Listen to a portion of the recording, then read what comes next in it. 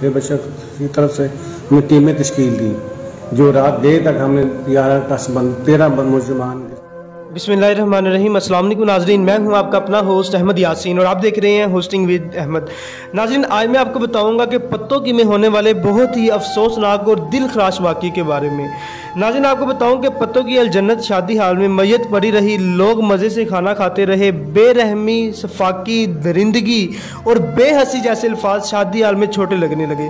नाज़रीन, आपको बताऊं कि इस वाक़े की हकीकत के बारे में कि इस वाक़े के पीछे क्या हकीकत है और क्या हकीकत नहीं है।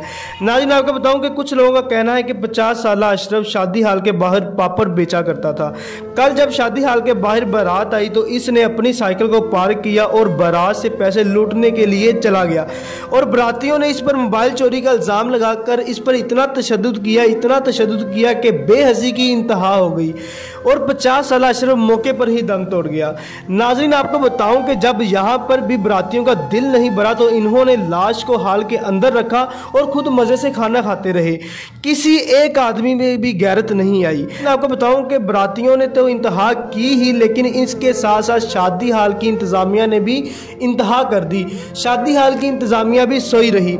इसके अलावा नाज़रीन, आपको बताऊं कि जब ये बात पुलिस को पता चली तो पुलिस भी हरकत में आई। इस पर डीएसपी पत्तों का क्या कहना है? आपकी तरफ से और डीपीओ शेर बशर की तरफ से हमने टीमें तश्कील दी, जो रात देर तक हमने 13 मुलजमान गिरफ्तार का, जिनके ऊपर इल्ज़ाम लगाया था और पोस्टमार्टम रिपोर्ट का इंतजार कर रहे हैं। इंशाल्लाह पोस्टमार्टम रिपोर्ट के मुताबिक तफ्तीश का मैटर पर किया जाएगा।